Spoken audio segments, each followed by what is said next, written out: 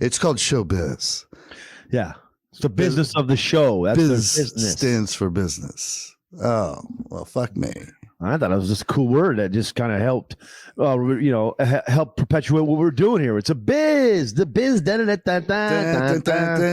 I just get up there and grab a microphone, do my thing? That's my show business. Subscribe to our YouTube if you're not. Please, please, please. It's very good. It's the best kept secret on YouTube. Yeah, it is. It's definitely a secret right now. Yeah. Let's expose it. Let's go. Tell a friend. I'm such a fat bag of shit. I just fucking sweat. It's so fucking hot here. I just drip sweat all the time. My laundry basket right now is full of wet t-shirts. There's like 10 of them from the last 2 days. You're a sweaty pig. You're a sweaty pig. I tried to build a deck. I built a deck this weekend. It looked nice. A 10 by 5 deck almost killed me. I'm so fucking sore that I can't move. I sweat. I don't know how I'm not losing weight. I sweat continuously for an entire day and a half. Well, you might notice that your penis might be getting smaller because dudes with larger members, they tend to lose weight there first. They start to lose girth. I haven't even looked down there, to be honest. Yeah, I mean, how could you? It's the last thing I was worried about. I'm like, fuck, my back hurts so bad. I don't even care if I have a penis at this point. I saw you just kind of laying there on your side, and you just kind of like pulled it out, and you didn't even touch it. You just did the shorts pull down and just let it fly. And I was like, man, that's a tired gentleman. That's how I pee now. I just pull the leg up on my shorts up high enough that the little guy is just there and right out. That's how you piss at the beach. You're not going all the way to the thing. You just kneel down like this in the sand, but you sit on your heels, and then you pull your board shorts up into the side. And you just let it fly right there. You dig a little hole, and you piss and you piss there. Oh, is that how you do it? Yeah, I learned this one from some beach experts when I lived in Hermosa. From the years of 2004 to about 2008. Wow, I was beachside kid. I just always did it while I was laying on my back. Which was it's more of a ballsy move. You got to get it off quick so you don't splash on your own self. It was way messier, but at the same token, I figured people are just thinking I'm oiling up. These kids are greasing up. We got some good shit coming on this weekend. By the way, I did get my 2 hours of cornhole practice in today. No matter what. Nice. I got it in this weekend. Okay, I'm putting in work. I'm getting these bags. I'm starting to really push some bags around, guys. I'm going to be a problem, I think, later this season. Nice. Later in this season, I'm going to be a serious problem for anybody that runs into me in a $10 blind draw or any sort of $20 or $30 tournaments. Be ready. I'm going to be a problem. I'm pushing bags all around town, bro. I was about to say something. I forgot what I was going to say, though. I have been swimming in the deep end since Monday morning. I've just been swimming in the deep end. And let's say I'm a person who can't swim. So right now I'm a person who doesn't know how to swim, who's tiptoed too far out on the little angle that goes down into the deep end. And I try to turn around and creep myself back to the shallow end, but the slope is slippery and it keeps just dragging me deeper and deeper in there. Yeah. And I feel like I'm about to drown. And what is the metaphorical situation you're in? We're talking about here. I have been having meetings continuously since early Monday morning with different people within the documentary film industry, all the way including to some people that are tied to Netflix and entertainment lawyers, by the way, entertainment lawyers, plural. Big people, the people that were behind the Johnson versus Roe documentary case. No, the Chef's Table, by the way, handled the deal for Chef's Table. So I'm a little out of my depth, and these fucking people are like, well, you're getting fucked on this, you're getting fucked on that, you need to do this, you need to do that, you've set this up, oh, we're a $5,000 retainer, oh, by the way, we bill hourly, oh, fuck, how long have we been on the phone, this kind of shit, you know. And I'm just like, what? I just want to make a show. I got a story, I just want to film it and then get it out to people. When does that part come into play? And they're like, oh, what are you talking about? There's lots to do before you get to be creative. You got to fucking play the system and participate in this this old dudes club. You know, like turns out, I'm finding out is, you know, who can't get anything on Netflix? Who's that? People who have never been on Netflix before. You've got to partner with someone who's already put shit on Netflix before Netflix will even entertain the thought of putting your new shit on Netflix. And you have to pay a $5,000 retainer for an entertainment lawyer to handle your shit. That's just to get started. We're going to need everybody in here to go ahead and triple down on inviting people to come in and maybe buying every piece of 3-cheek gummy that they can get their hands on. Todd's got a, is that now as a retainer? Is that monthly? Retainer is just to get the ball rolling. That's what you pay to say, okay, I've hired you now. And then they work off that $5,000 until it's gone. And then you start hourly billable hours. And then bam, before you know it, I'm assuming you're 25, 30 grand deep. And then you're like, oh, I haven't even got to fucking start making a show yet. Well, I could have just gotten fucked by $30K on this contract and just signed it and then been okay. I know. I should have just taken the butt fucking that I was initially handed. At least there's no money up front on the butt fucks, you know? I'm not kidding. I'm literally losing my mind. I've never been so stressed in my life. I've just been sitting out there at my table in the back patio, just sweating because I'm a fat bag of shit and just fucking ready. I'm just like, fuck this. What? Fuck show business. Are you fucking kidding me? That's wild. I had some business meetings. I had some nice meetings this week with some business people to help me just kind of like put together some things in order to start shopping for, shopping my shit for any kind of sponsorship. Mm-hmm. And I got to put together a value package, and I got to put together something else I have written down. It's the name of it. Nice. And I got to do a bunch of other shit that I don't know what I'm doing, and I'm really pumped up for that. I fucking love this business. You know how refreshing it is? It just really makes you fucking love the fact that you're in show business. When 7 meetings out of 7 meetings, the first thing you hear is, yeah, that's probably the craziest, best true crime story we've ever heard. But that has nothing to do with this. That has nothing to do with whether or not it gets made. I'm like, really? The story has really? They're like, oh yeah, there's a whole business. It's called showbiz. Yeah, it's the business of the show. That's business stands for business. Oh well, fuck me. I thought it was just a cool word that just kind of helped, help perpetuate what we're doing here. It's a biz, the biz. Don't I just get up there and grab a microphone, do my thing? That's my show business.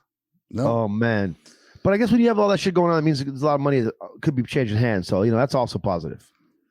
But you're the only guy I know that got his own goddamn comedy album on Sirius, and you even got your own little numbers there per track to get paid off on. Because if people don't know that when you're a comedian, you have to have first you have to record the shit, and then you have to edit it per track, and then you have to get a number for each track. Yeah. To keep track of for sound exchange. So a record label comes in and they quote unquote produce your shit, but at the end of the day, what they're doing is they're just charging basically 60% of your Sound Exchange ad rev. And Sound Exchange is the company that pays that Sirius pays to pay the artists when they play the tracks on the air. Yes, and it's hard as balls, and I still to this day don't know how Todd did it all, but he did it, and he also got 60 more % of his album than most people because of this, and all that one little thing.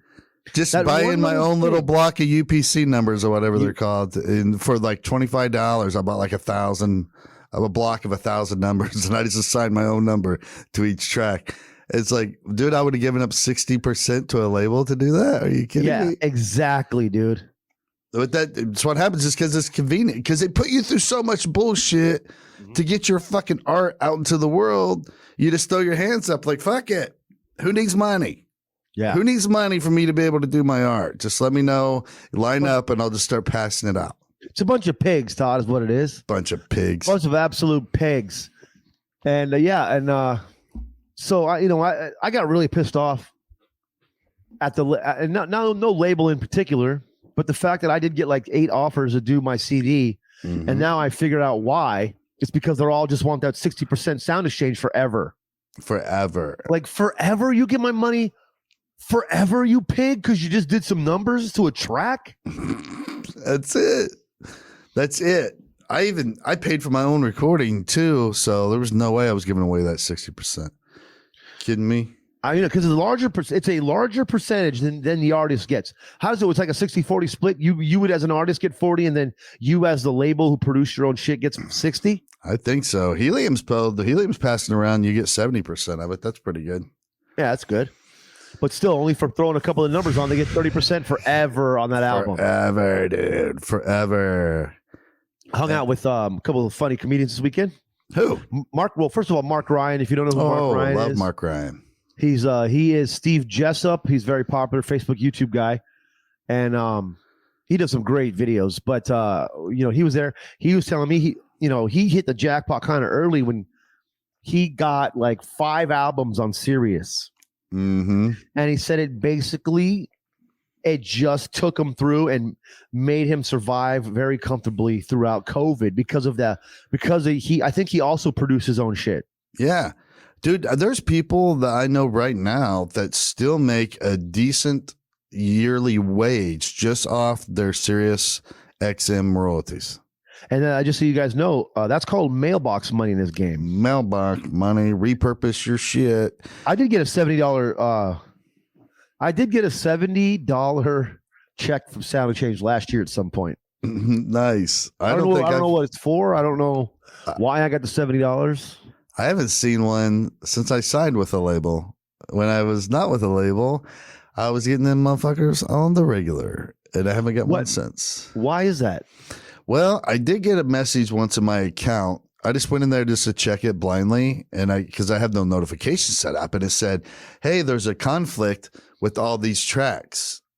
Someone else is claiming a percentage of the royalties." So what happened was, I made my own album and paid to have it edited and all that stuff, and then I put it out and did what you said. I got my own, but I only sent it to Sirius XM, right? I sent it to, and it was on Raw Dog. It just played on Raw Dog only, but it was getting played a lot, so fuck it. And then I signed with a new label to do a new album, and basically all we did was, and part of that was like, well, you can tag on to my other album, and you take 40%, I get 60 for that one or something. No. They only wanted 10% of that one. But for some reason, since I signed with them, I haven't gotten a single fucking check. I don't know what's up. You need to get that going, because that's some serious dough. You need to figure that out. Maybe that's because now I'm seeing it's getting played again, because people will send me screenshots, fucking of them in their car, and it's playing.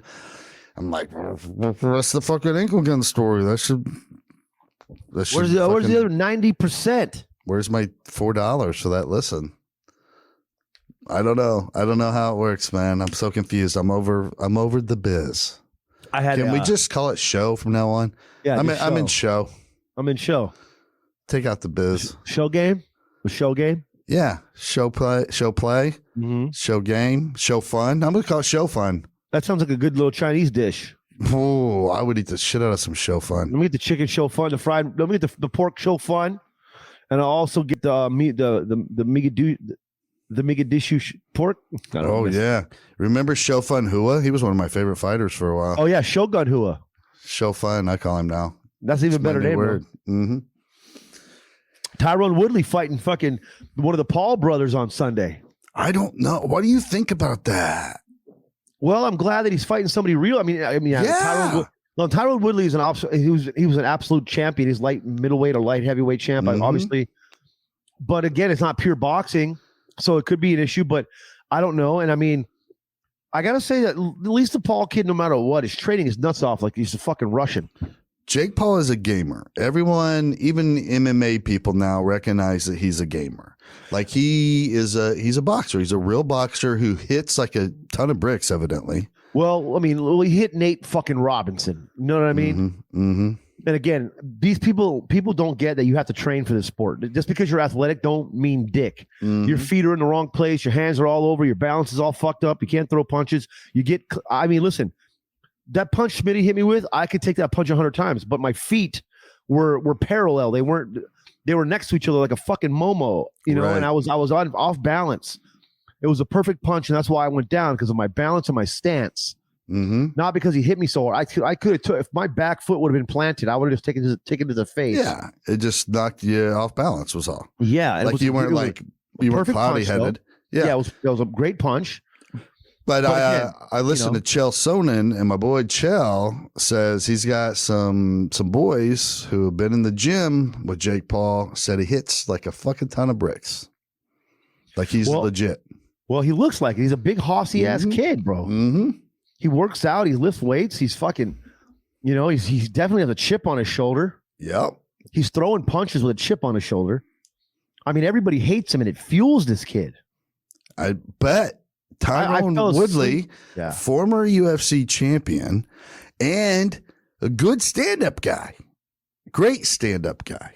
So I don't know, man. I don't know. I'm excited for it, to be honest. This is the first Jake Paul fight or any of the Paul brother fights that I've been actually excited about. Respect what they're doing. Respect the fuck out of it. But I'm really excited to see how he competes with the likes of Tyron Woodley. You know, and unlike the Mayweather fight, like Mayweather to me just went in there and, you know, fucked around to get the money. It was just a fun little exhibition. Everybody can blow me. I'm getting this payday. I'm going to go fucking right off. And I'm going to get me a Lamborghini boat too, like, you know, like McGregor. Yep. But Woodley has also a chip on his shoulder. And this is not going to be like the Mayweather fight with his brother, where he's just kind of floating around missing. This is going to be finally somebody with the ability that can go and now just really trade blows. Because I mean, I watched a little Showtime behind the scenes like 24/7 today. Mm-hmm. I fell asleep in part of it, but I was due to my fact that it took me 16 hours to get home yesterday, driving. But it was pretty electric. Like, this kid's in there. He's got a real dope ass trainers, great camp, doing they're both of them just putting in serious work. So, you know, I'm going to watch Rough and Rowdy this week too. Pac-Man Jones. I don't want to sit here and promote that, but Pac-Man Jones going heads up, you know, is going to be a good fight. He's got mad squabbles. I'm interested to see. I hope, you know, and they've got to be sparring. I mean, I know the Paul brothers are sparring, but I mean, this kid's got to be. I hope Pac-Man was just in there just fucking fighting. Yeah, he will. He'll street fight. He don't care. He's crazy. He's fucking. I love him. He is crazy. You know, I'm right now. I would go on record as saying that I want to fight Corey Feldman. Okay. Remember Corey Feldman from our childhood? Yeah. I want to fight him from Goonies. Yeah. Like, I'm calling him out. I will beat the fuck out of some Corey Feldman. And you know what? He probably deserves it. Probably. For some things we don't even know what he did. I don't like the way he dances. I don't like his music videos. I'll fucking take him off his feet right now. His reign was too long, and he's still trying to ride the coat waves. I'm like, buddy, License to Drive was years ago, man. Yeah, what have you done in the last decade and a half? Besides wear a trench coat. No, you know what? Actually, I think he had some problems. He was I guess he got touched a lot, and no one in Hollywood believes him or something like that. Like, he's getting real raw into the deal here. He's having a tough go, but I'll still fight him. I don't care. But you know what, though? Maybe this will bring him out of his shell. Yeah. I think he's also a musician. Yeah, he does a lot of music videos. He thinks he can sing. He puts, he's got a voice very much like mine down here. So I don't know how I thought he's a singer. And that would be one of an angel, you're saying? Yeah. I also, you know who I would not fight? Who's that? Shia LaBeouf. He's buff. He's another guy with a chip, bro. He had, you know what? He's really like working out. Like, you could tell. I just saw him on Hot Ones. It might have been aired a year ago or something, but I just saw it. And I'm like, dude, he's really jacked and he's really cool. Now, he's got some fucked up issues too, I think, with anger. That's another reason. I don't know what. I think he gets in that ring, I'm going to have some problems. Every fucking piece of hatred he has toward his dad and his mom is going to be unearthed on my face. Yeah. I'm not fucking with Shia LaBeouf. I love your movies, bro. I don't want to fight. Listen, Transformers is in my top 3. Come on. Of all time. Peanut Butter Falcon might be the greatest feel-good movie I've ever seen in my life. Oh, just a name that's just a great name. Come on. It's almost an angelic name. Like, it makes me feel like someone's holding me in their arms, and I'm a newborn baby, and I'm just kind of used to being in a float tank of a belly, but here I am in this person's arms, and guess what? I'm comfy. Shia LaBeouf and a lovable character who has Down syndrome together in a buddy movie is just come on. I cried. Radio, I laughed. you thought you loved Radio Flyer. Come on. Oh, come on. Cuba Gooding Jr. Forget about that. Radio. Dude, he was a good manager too. He was a great equipment manager. I think that wasn't talked about enough afterward. People did not recognize the work he put. First one in there, last one to leave type dude out of the equipment room. Things were always in order. The helmets were always lined up in order every day before practice. Just reach up and grab yours. It was there. It was like if your helmet wasn't there, then you probably went to go talk to security. Mm-hmm. Because you're like, something happened to radio. Yeah, something wrong with radio. Where's radio? The helmets are out of order. That never happened. There was not one practice where your helmet wasn't where it was supposed to be. I've been in this university for 21 years, and let me tell you something. Ask me how many times I've seen an out-of-place helmet. Never. None. Zero. Never. Zilch. Nada. Nunca. I also, let's talk about Cuba Gooding Jr. for a minute. He's in a little bit of a hot water right now. I'm pretty sure he got popped for some sexual harassment, some sort of rape stuff. He got Me Too'd, right? Yeah, but he got Me Too'd, but even before Me Too, it seems like he's pretty much in hot water, but I don't know. I don't know all the case nuances, the ins and outs. So here's the thing, right? So when that happens to you and you're a superstar, Cuba Gooding Jr. at one point was on top of the world. Yeah. We just talked about it. Radio, I don't know, that American Gangster. Nicky Barnes. He was in that movie with Robert De Niro where they were the Navy deep sea divers. Yeah. The list goes on. And then all of a sudden, boom. Now here's what it's very much like Steven Seagal, similar accusations against him, right?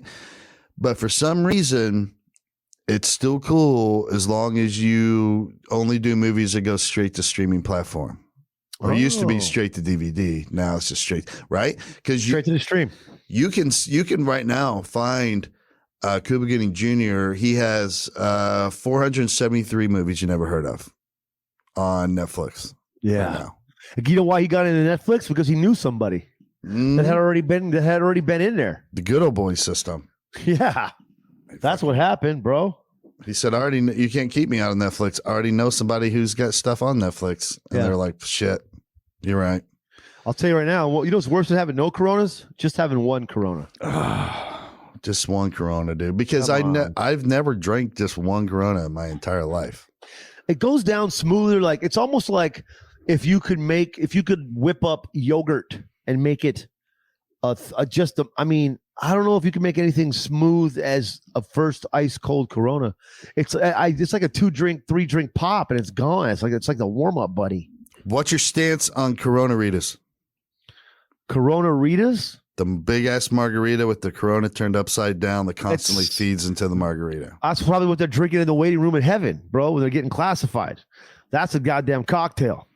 I mean, if you could double down, if I could double fist without double fisting, and it's even better than double fisting ever was, then I'm all about it. That's what I'm saying, because if I'm on vacation, I have to have a Corona to my left, a margarita to my right, and go back and forth. And then somebody thought, just like the fucking Reese, oh, you got your Corona in my margarita. You got your margarita in my Corona. No, what we have here is a Corona Rita. Corona Rita. And it's absolutely heaven. I'm not sure if you know this, but there's a 60-40 chance here that I blow your mind. But these are also done with mango margaritas and blue moons, friend. What? Yeah. At the Dallas Improv in 2013, I was with their Fluffy, and we walk in. He did a pop-up show, and it was wall to wall. It was buck ass wild in there. Mm-hmm. And I come around the corner, and the wait staff's coming around with a big ass tray with 3 big ass, those fat round margarita 32-ounce mugs. Mm-hmm. And they even have a special little clip on the thing, so the beer, it clips onto the edge of the margarita glass, and it has a thing where the beer to go in it. And they had the Corona ones, and then I saw it had a peachy looking mango margarita or a peach margarita with like an orangish color, and they had the blue moon in it, and I shit my pants, and I drank 7 of them and threw up. Why do they call it the Blue Moonarita? I don't know. The blue moonarita has to be, right? Gotta be. God, I never even thought Has of that. to be, bro. People are always beating me to all the best ideas. Dude, I mean, listen, we can start doing this with craft beers, like these chocolatey beers with some sort of like chocolatey frozen drink. Oh, what if we're not even thinking, bro? What if we put it in a White Russian? A chocolatey malt. Oh, a frozen White Russian with like a delicious, some sort of like maybe 3 clown shoes, 3 Mexican chocolate porter stout kind of thing. Yes. Oh, what? Come on. This is going to be an episode for sure, chef. Jesus, you got to make that, bro. Man, bro. You got to make that. Dude, when you do morning radio, whenever you have those obligations for when you're doing stand up, does the wacky morning radio guy, is he always like, they call him the $20 chef. What, Shaun, what exactly is a $20 chef? I can't even go through a drive-through at McDonald's for less than $20. What is that about? And then you have to and a little fucking cowbell, and then fucking gong. And then you're like, all right, calm down, guy. I have, here's the deal. You know what's actually hilarious? I figured out the other day. I was looking at my SoundCloud, right? And I'm going to send it to you. Okay. And I found one of my best morning radio interviews in the history of my career. And these guys loved it so much I blew these kids away. And they put it up on SoundCloud. They're like, that was awesome, man. We had to put it up on SoundCloud. Nice. And I randomly fucking listened to it the other day, and I was like, oh shit, I forgot that this was on there, bro. Can you export the audio file from SoundCloud? You know what? I don't know, but I could definitely do. We could do video, screen record. Will it play on here? Let's let it play. Okay. That way, or if you think you can strip the audio file, I'll just put it in post-production. Post-production, for those listening, is production that happens post-recording. Yeah. Guys. Hence post-production. Yeah, I will. Maybe we could throw it in there, like a couple of minutes of it or something, because I definitely completely spaced out that I had this thing. And I was like, holy fuck. And then I was in my car on one of these car rides. And it just popped off, and I was like, "Oh shit, your boy out here putting in work on the radio." And fucking, I feel it was a date. It might have been like, I think it was Toledo, where it popped off was definitely. I'm pretty sure it was in Toledo. Well, if we can figure out how to extract the audio file and then bring it in, it will play right now. If it can't, then you heard just a moment of silence. And then we'll continue with the podcast. Fuck yeah, bro. I definitely have it somewhere, and I'll fucking get it to you. I'll find it in this thing. But yeah, man. So I had a good time. We had the crowds, and we're in that city this weekend. We're just in Louisville. They were just awesome, man. They were just fucking awesome. Even the light ass Thursday crowd was dope. People were just into it. The crowd was going great. Nice. And it was just nice, man. Mark Ryan, who popped in, did some sets, right? So I forgot to mention this earlier. If those of you listening, if you've ever seen the guy who gets the DUI on his lawnmower, Steve Jessup, that's the work of Mark Ryan. Just great video shit. I rewatched the one where he's drunk as shit, his character, and he rebuilds the Barbie Jeep he adds more batteries to it, flattens off the back, adds some wood things to it, and he puts a gas tank on the back that's full of whiskey that has a little tube, a windshield wiper, because he did it in his Jeep too, his actual car, where he emptied out his windshield wiper fluid, put a new tank in with whiskey, and then he And then he's riding around his little Barbie car, and he's got a little hose that comes out of the dashboard that he fills his weed glass, his whiskey glass up with, bro. It's so good. It's so good, bro. I mean, I can't explain how him just hauling ass and doing donuts and shit in a Barbie Jeep is awesome, especially because he's hammered. Yeah. All right. So here's the SoundCloud link. I don't think I can extract the audio from it, but here's what I'm going to do. I'm going to hold it up and play it. Let's see how it sounds. Yeah.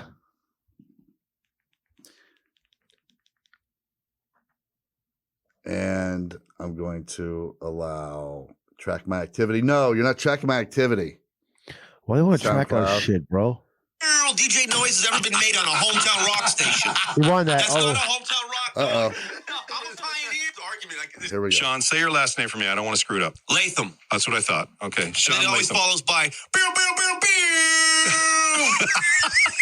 What's up, Milwaukee? How you doing, man? Pretty good, man. How you doing? I'm doing fine. I just realized I think that's the first time that DJ noise has ever been made on a hometown rock station. That's not a hometown rock noise. I'm a pioneer. So one of the things we do, of course, Shaun comes in and I said, so what do you want to talk about? And he goes, yep, you know what? I always talk about my lazy eye, but I got great hair. And okay, so I got to talk about it. You, am I looking at the right, which way? Locking on the eye, looking at you. That's what it is. I mean, this is the hometown rock station. You rock with the straight eye.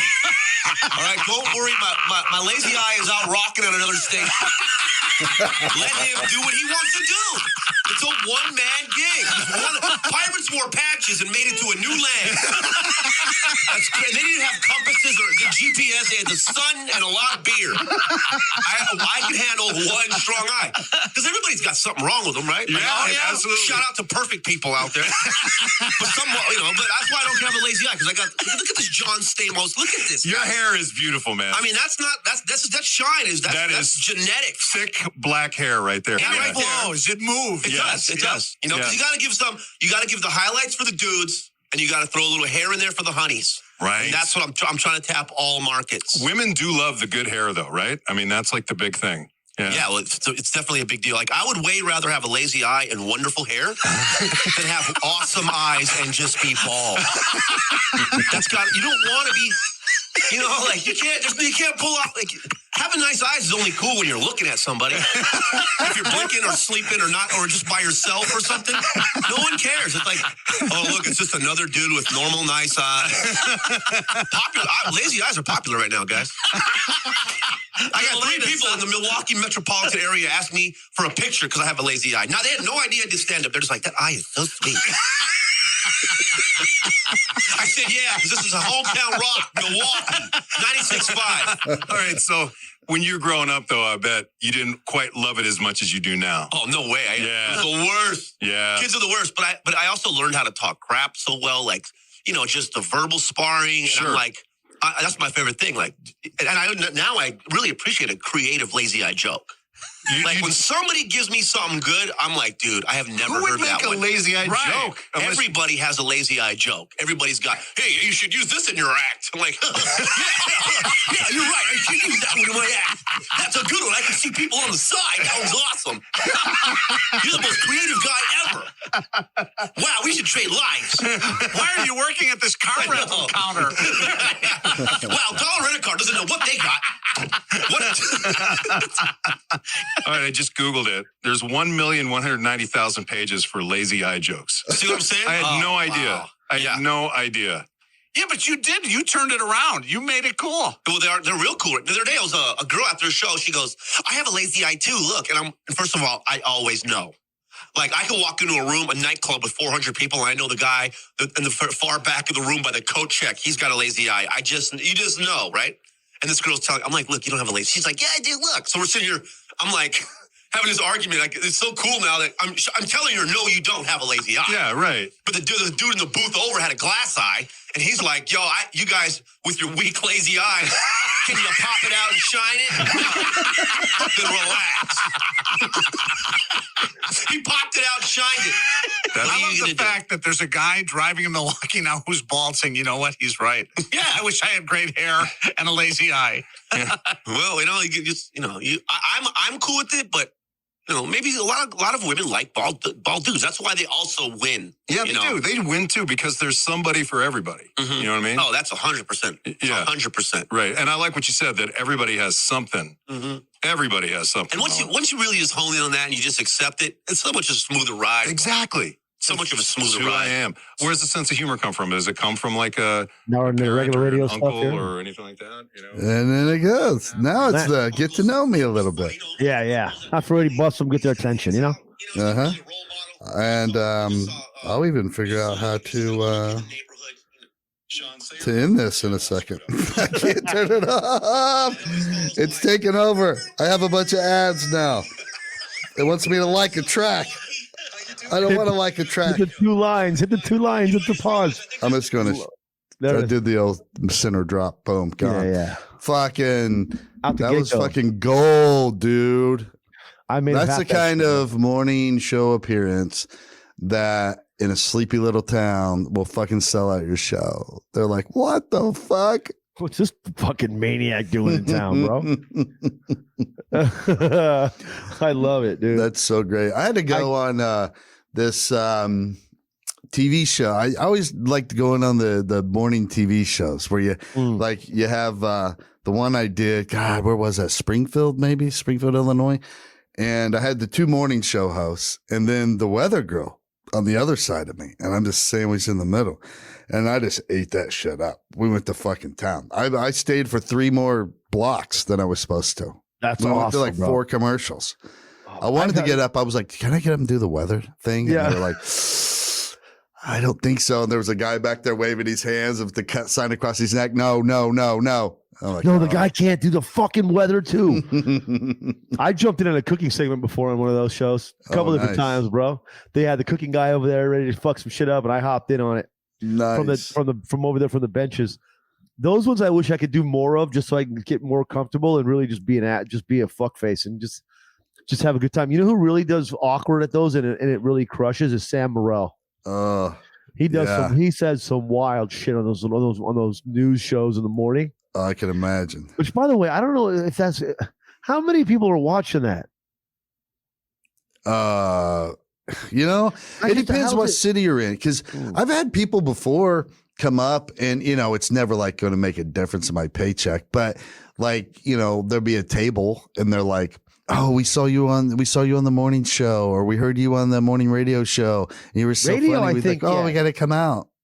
I think way more people listen to the radio than watch that news. Well, then I know this, but like my lady, most mornings, like before she goes to work, or even when she's not going to work, she usually goes upstairs, makes her coffee, and puts on the morning news, bro. And that's it. She puts on the local news, and that's what we're watching for at least a good hour out the morning. Yeah.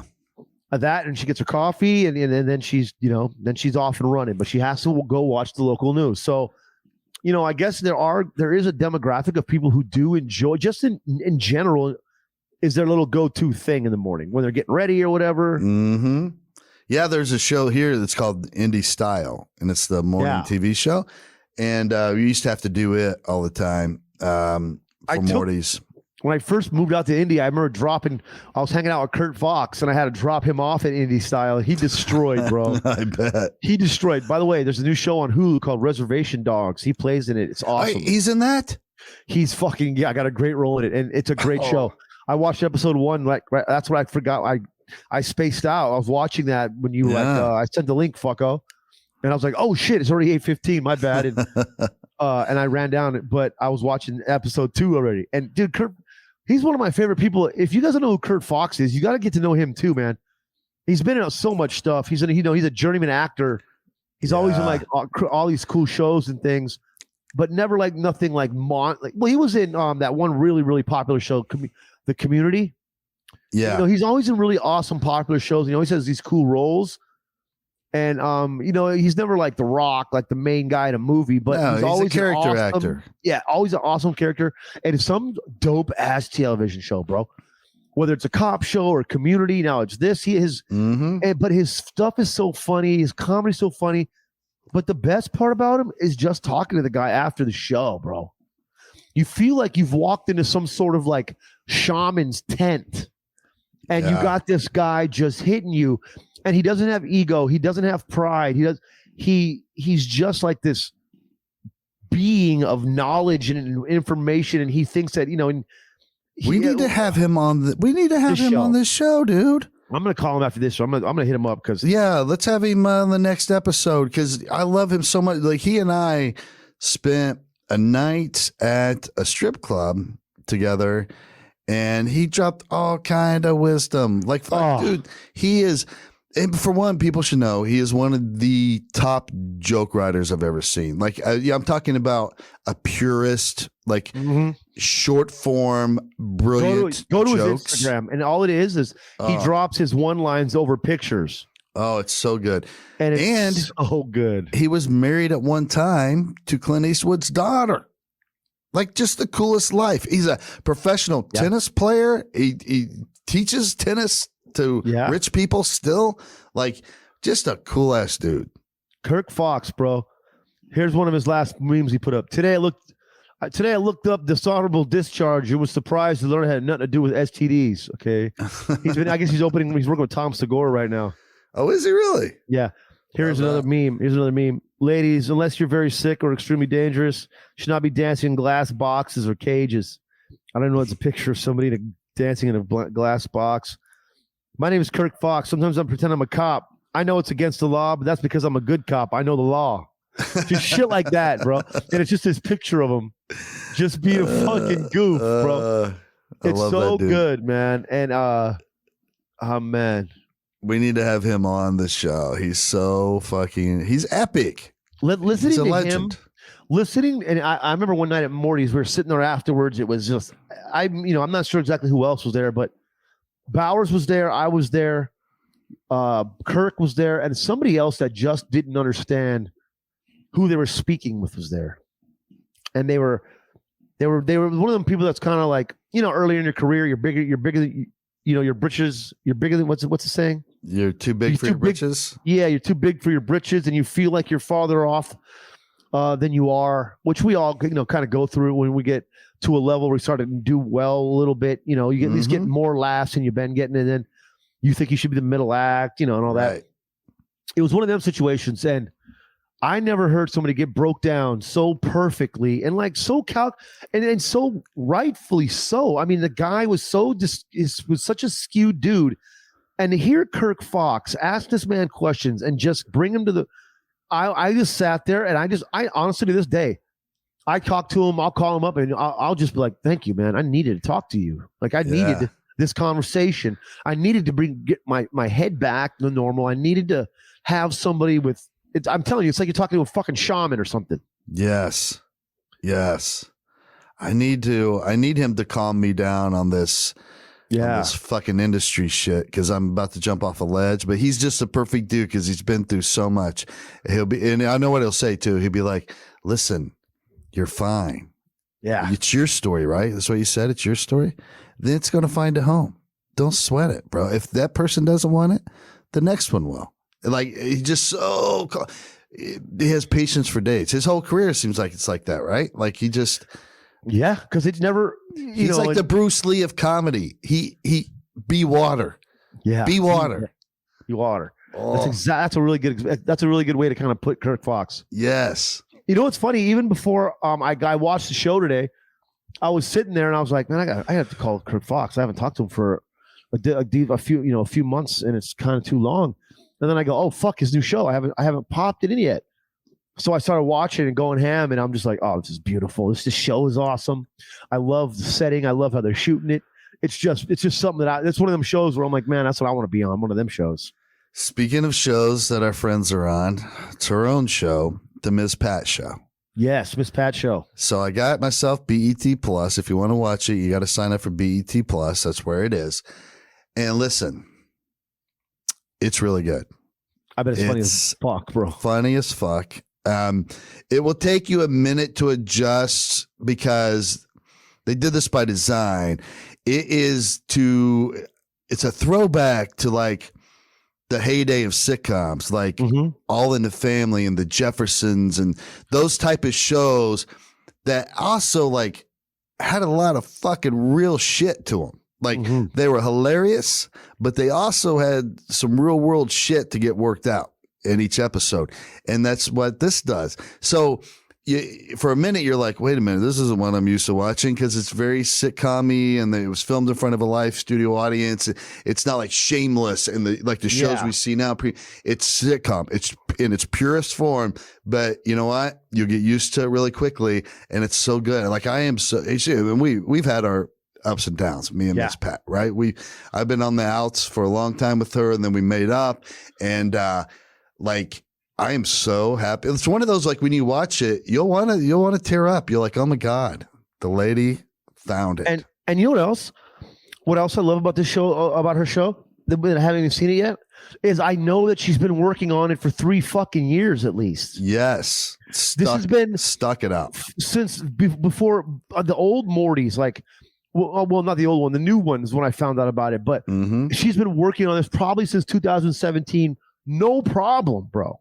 Going back and forth to LA, doing this, doing that, all this different writing. It was getting picked up. It would get put off. It was put up on a shelf, like over and over. But Lee Daniels always believed in her, and she fucking gutted it out like a warrior. Yep. And now it's paid off, man. It's a really good show. Yeah, I remember her talking about, we have to restart it all. We got to rewrite it all. We got to do this. And you know what that is? That's that show business bullshit. And she endured out of Indiana went the Hollywood route and is fucking working. And of course it's working. It's her. She's a beast. But it's another awesome thing that, you know what? But it's also motivating for you, for me, for everybody listening. That's a 3.5, probably 3+ year project. Finally, just now, it might be longer than 3 years. It might be 4 years or 4.5 years that she's been working on this, because I've been gone already. I've already been here. This is going to be my second year, 19, 20, 21, 3 years already. Yeah. Of, 18, 19, 20, 21. Yeah. I mean, they started fucking with it. So it might have been 5 years we went ago. to work for Pat. Yeah. 100%. Yeah. 100%. Yeah. Because I remember being excited for it. And I was like, that's so fucking awesome. And I think it was Fox back then that was picking it up. It was. You're right. That was the initial offer. Yeah. Yeah, it was through Fox, and she got the deal, whatever they, in Hollywood, you always wanted to get the, what's it called? It's some kind of, it's like a retainer basically, but it was called some kind of, you get a deal through somebody. It's like called a holding deal. Yeah. But where the company, so the company gives you whatever the network is, they give you $300,000 for the year or the next 2 years, and every show idea, everything you come up with goes to them. Yeah, you can't make a deal with anybody else during that time. And in LA, when someone got a deal, it was like it was the biggest thing. Like they got a hold, whatever the fuck the name of it is. There's a certain name for it, but it's basically a holding deal of some sort. Yeah. And that was always like the biggest shit, because that was the money. That's like the biggest money you can get before the show even shows up. It's like they're just buying they're taking development deal. It was called a development deal. There it is. Good one. Boom. Yeah, development deal. And if you got a development deal, bro, you were the fucking man or the woman. And I remember Gary Goldman said he got one. He went out and bought a fucking farm in New York, upstate. Like fucking. Then they never made a show, but you know what? He got paid to not fuck with anybody else for a year. Like, I'll do that, bro. Yeah, I'll sign a development deal all day. $300K. Damn. Yeah, it's fucking cool to see your friends fucking accomplish shit, dude. Especially somebody like her that came up hard. Goddamn, she came up hard. Yeah. Had a kid at 14, slinging crack in order to fucking have a life. Like, just doing those podcasts and listening to her talk and being in green rooms over those years in Indy, being lucky enough to, be friends with her and just sit around and talk shop. Oh, it's so beautiful. There was a moment in Indy, there was a time in Indy where it was just like nothing but these, like on the low heavy hitters. You know, a ton of people out there. And then you had these other guys. I mean, I was Mecca. Oh man, I definitely missed I missed you owning a comedy club. That was unbelievable. Yeah. Like I miss you, because even on the off nights, if there was only 10 people, still had a great time. Fuck yeah, we did. God, we could have used that right now. Damn, son of a bitch. But you know, sell it, pussy. Way to have a building that got bought out by corporate America. We'd have never survived COVID anyway. No way. Hell no. That'll take a ton of PPV loans, whatever it's PPEs. Yeah, we would have fucked that up. Probably went to jail or something. I wonder when we start hearing more people getting popped for the PPE money. It'll come around. It'll come around. Bro. Those cases are coming. Be a lot of unemployment fraud coming around. Mm-hmm. They come at me about my unemployment, and they're like, I got a phone call, and they were like, yeah, we're just you're trying to secure a full-time job, and I go, well, not really. I have a return to work date. Just waiting for COVID to end. Shows come back. They've come back, and then they were taken from me. It's just been this cycle. So I don't want to accept a full-time job with somebody because now I have to quit when work comes back to normal. And they're like, oh, well, yeah, but to get unemployment, you sign a thing that says you're going to look for full-time employment. I said, but it also says to give an explanation if you have a return to work date. And I said, plus nothing in the fucking system fits what I do for a living. So I just kind of just making shit up that fits as best as it can. Not fabricating shit, but you know what I mean? Like those questions don't apply to me. So I'm creative in my answer to try to make it fit truthfully, but I got to work the system. And she was like, well, and I said, all right, how about you just fucking end my unemployment then, I guess. Like, I'm not gonna, I'm not at that stage where I'm going to sign up as an Amazon delivery driver yet.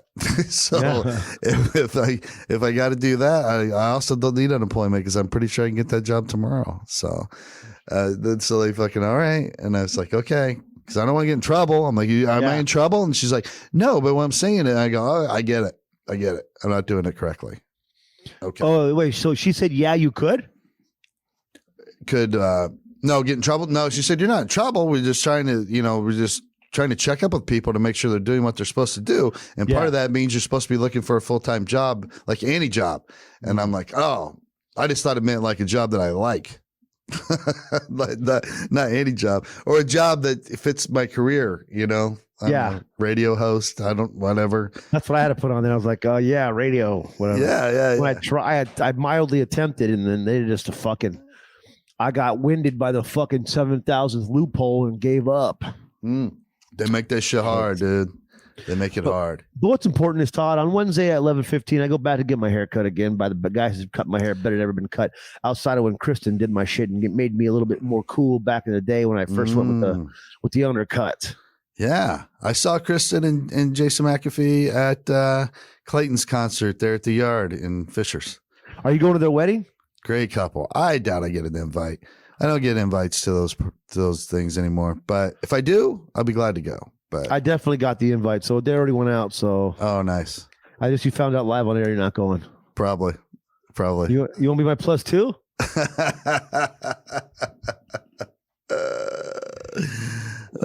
Shit. That's okay.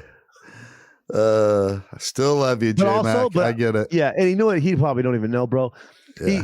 I wouldn't think him. No, I see Kristen taking the driver's seat on the organizational part, and me and Kristen have been homies for so long.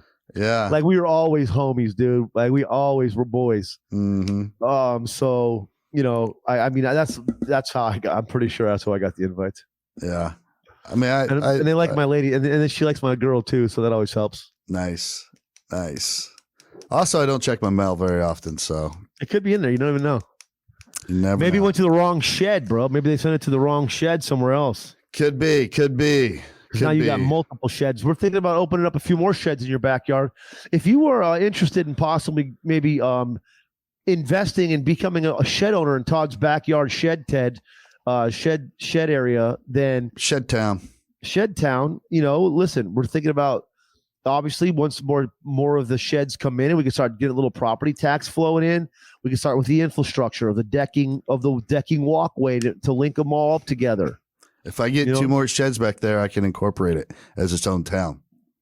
So we're 2 sheds away from Shed Town, and then we'll start obviously bringing in Shed Town property taxes. Mm-hmm. We're looking at probably a good $1,000 a year per shed. I will be the mayor of Shed Town. Can I be a cop in Shed Town? Yes, you can be the marshal, the town marshal. Oh, fuck. Are you kidding me? What a cool ass fucking job that is. You can just walk up and down the little boardwalk that ties all the sheds together. Flick my hat up. We'll put you a little rocking chair out in front of your little marshal's office shed. What kind of vehicle should I patrol your backyard on? I'm thinking it's got to be golf cart, right? I think so. Or a horse, or we go full out and get you a horse, bro. Maybe we go horse, dude. Maybe we go horse. Tie it off back there. You got room. You know, we can go back there, clean up some of the glass bottles, put a little area back there for the horse to hang out. Yeah, build a little stable back there. I brought it to my lady's attention there's a strong chance that I become some sort of bonsai tree master. I'm balls deep into the bonsai tree Instagram accounts, and I am blown away by what they're making. When are you going to buy one? Well, you know, you have to. Don't buy one. We have to do this right. You and I have to go to Okinawa, and we have to rappel down a cliff to find just the right bonsai tree, and then we carefully remove it from its little dirt pocket in the rock. Yes. And then we bring it back to the States. Well, I know that my lady is definitely tired of me talking about the bonsai tree today, but I was showing her pictures, and she was blown. I mean, she had to hide it because I know she was like, she's already telling me like, you're a dumbass. Like, because it takes like some of these trees this guy grows, bro. We're talking 25 years of action here. I mean, I'm not going to see results, some serious fucking results. I'm going to have to buy some that are well ahead of my time. Nice. So I can already have them and not have to worry about making them grow for 30 years. Mm-hmm. But I cannot get enough of this goddamn bonsai trees on the Instagram, bro. I'm going to share this with you, and I want you to look because you need to, bro. These guys are unbelievable. I have one request. One Yeah. request. Once you actually go into full bonsai mode, trimmer guy mode, then you have to get a white gi top with the bonsai tree patch on the back. Oh, I want that. A la Danielson LaRusso. I want one so bad. This guy, he knows how to take the branches, like a perfect branch, and make it from a big tree, and then replant the branch somehow. And then I send them to you so you can enjoy them after this fucking podcast is over, and you can look and you can enjoy you some bonsai trees, Todd. You're going to get announced at like center fucking stage of the All Valley, and they're going to be like, Shaun Latham from Miyagi-Do Karate. And you're going to grab the mic. You go, Miyagi-Do Karate. Miyagi-Do Karate. And then it's going to be epic. And there's a strong chance I'm going to get one of the fucking little drums with the little things on the edge. Oh, yeah. By the way, those little drums with the little beads that you spin and they pop the drum. Mm-hmm. Big deal, a very big deal in Mexican border towns. Those are $5-6 kid toys, and they sell like hotcakes. I had about 10 of those as a kid, bro. It's the family secret to Miyagi Karate. Yeah. Remember the whole crowd out of nowhere just busted out the little drums? Yeah. With the little fucking beads on them? Then all of a sudden he couldn't be hit. He was perfectly timing the twist of his hips so that the guy would miss when he twists to the left, and then he would come back with the left fucking hook. Bah! Like, he just kept doing that over and over. It's like, it was so simple, bro. It was there the whole time. And once the cat was out of the bag, that once a bunch of people started doing that all at once in unison, that you can't be touched. Mm-hmm. Dude, we used to have awesome fights in 5th, 6th grade, bro. Oh yeah. I bought 24 of those things for my whole class. They're only $2. Nice. I saved up all my grass cutting money. Nice. And I bought them for everybody, and I beat the fuck out of 12 kids that year. I couldn't be touched. There's nothing nothing no one can do, bro. And I went 24-0 that year. And then I moved to 7th grade. And after 7th grade, no one would play along with them or do the drums with me. So I kind of lost my superpowers, and then I just gave up after that. Nice. My favorite bit of all time, one of them, the Gary Goldman Karate Kid bit. Oh, Jesus. If done right, no can defend. I can defend it. How about you just don't run forward with your face? I'm butchering it, but you get it. Oh, man. All right, brother. Kid, bro. Hey, all right. Good luck with the bonsai future there. Let me know when you finally start getting them in. When I'm ready to purchase, I'll let you know. I did send you both of my new favorite bonsai tree accounts. I mean, This guy has a fucking forest. One of them is a little bonsai forest, and it's just unbelievable, bro.